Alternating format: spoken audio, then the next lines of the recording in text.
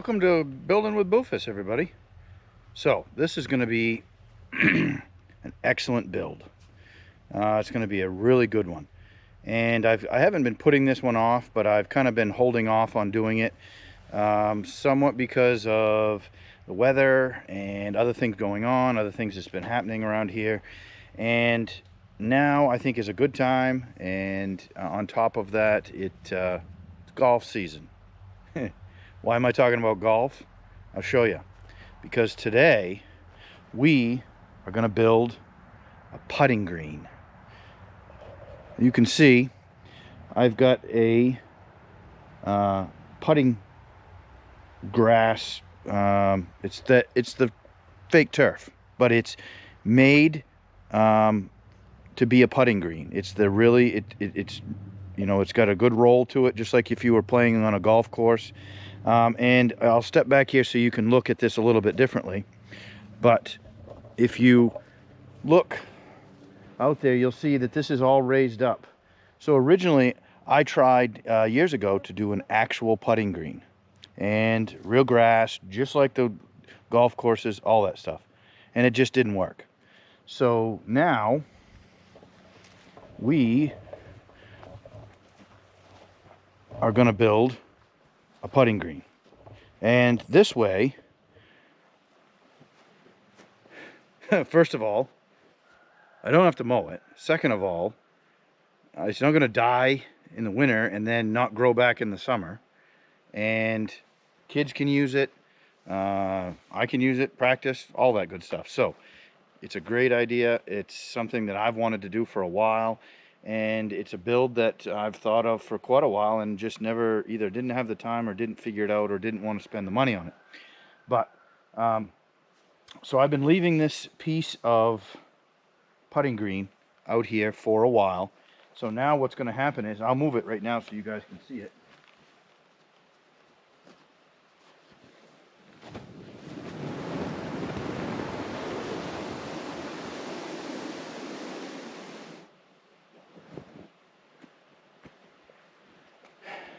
So I've left it out here outside, so the area that we want the putting green to be is all dead.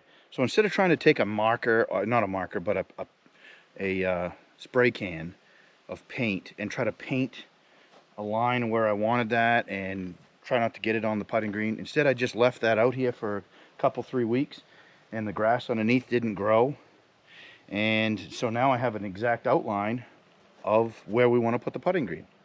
So what we're going to do is, to get started, we are going to dig this up, and then we've got to put down some, I think it's 3/4 inch stone is what I bought. I have a pile of it over there. I think if you guys watched when we were doing the sandbox, remember when we were going back and forth with the sand, filling up the sandbox? Well, right next to that sand pile is a pile of stone. Well, that stone, and I'll put the link to that video at the end of this one, so if you guys didn't see that, you can watch it. But the stone next to that pile of sand, we're going to put that here. So doing the research, now I did a bunch of research online. I talked to somebody that I know pretty well that owns a golf course, and discussed about putting this putting green down. And the biggest thing they said is you want really good drainage. And the company I got this putting surface from also said the same thing. You want really good drainage because you don't want the water to pool up underneath this putting surface, because eventually what will happen, it will mold. Even though this is supposed to be like an anti-mold type material and is made for outdoors, it will mold eventually, and stuff will grow, things of that nature. So they said that the best thing is dig this up. You need at least 6 inches of that stone, and then you compact that stone. Once that stone is compacted and all nice and flat, you put your putting surface on there, and you're good to go. And probably what we'll do is, there's some of the spots here is where the old putting green used to be. I had a lot of sand there, And so we're probably going to have to put some loom here and get some grass growing again, all that stuff. But for right now, the big thing is that we need to dig up all of this area because you don't want any sod underneath this. We don't want anything that's going to, you know, promote growing of weeds or grass or whatever. So what we're going to do is use the trusty John Deere 3039R with the 385A backhoe, and we're also going to put it all in our dump trailer. Now, you guys saw this dump trailer when we were digging up the area for the sand box. So let's go in a little more depth with what we got here. So every bit of this, from one end to the other, is homemade. I built this. So, and I think what I'll do is I'll give you guys some pictures of the building process of this. So this is a two-part build. So the first part, the underside here, the actual frame of this trailer, is my log trailer. Now I built this years ago, and the purpose of this log trailer is to tow behind the tractor and out in the woods cutting firewood. I take that front grapple that I showed you guys, I think it was last week. I showed you the CTA grapple that I've got for the front of this John Deere. I used that, loaded all of those logs into this log trailer, and then hooked onto it and towed it out. And that was all. This is all my design. Everything was my own doing, so to speak. So I built that quite a few years ago, and then after building that, I started, when I got this backhoe for this tractor, one of the biggest things was I was using the backhoe around here, around the house, and I didn't have anything to put anything in. You know, digging up stumps or digging up rocks or trying to build the lawn or things like that. I didn't have anything to put anything in. So I got the idea to build a dump bed, dump body for the log trailer. So that's what we're going to use today. Is we're going to use this dump trailer that I built, and we're going to use that. We're going to put all of this leftover, all this junk stuff from digging up to this putting green, basically the sod, the sand, whatever material is here. We're going to dig it all up, put it in the dump trailer, and I'll either dump it out of the way, or use it for fill, or we have a lot of four-wheeler trails here out back, and we might use some of this stuff for fill for that four-wheeler trail. So, but I'm real excited about this build, and I'm excited because I get a chance to show you guys some of this stuff that I've built. I'm really proud of this dump trailer, log trailer, and you're going to see a lot more of this now throughout some of the other builds that we're going to do, and later this year when it's time to, if we have to go cut down any trees for the sawmill for any of our builds, when it's time to go get firewood, we're going to be using this log trailer for all of that. So it goes really good hand in hand with the trusty old log loader, because we can go anywhere, whether it's on the property or a different property or one of my family's properties or anything like that. We can go and use this log trailer and pull the wood out, get it to next to the road, and the trusty log loader will come up. We can come along with that, pick it up, and haul it back here. So lots of stuff going to happen. You guys are going to see this a lot more. But with that being said, let's get to work. Let's start digging and see if we can at least get this dug out and some stone put in here and see where we go. Let's do it.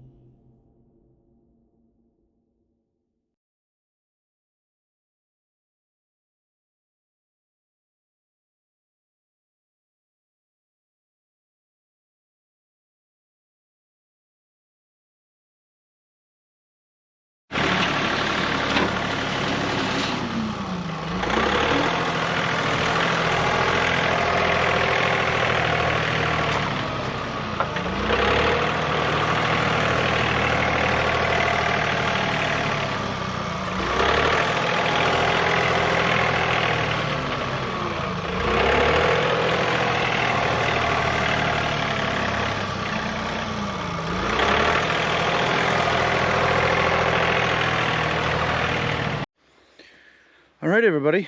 So, got the hole dug. Got all this crushed stone back in here. That was quite a job, actually, but we got it all. So now I need to hit this with a rake a little bit, and then I think I'm gonna get a plate compactor and run over it with that, compact it down well. You see, I was backing over it with the tractor there 2 or 3 times to kind of pack it down a little bit, and it did a pretty good job. But I want to make it more level and with a rake, and fine tune it a little bit and that kind of stuff. So that's the plan. We're going to do that, but we're running out of daylight. So for now, this project is on hold till next time.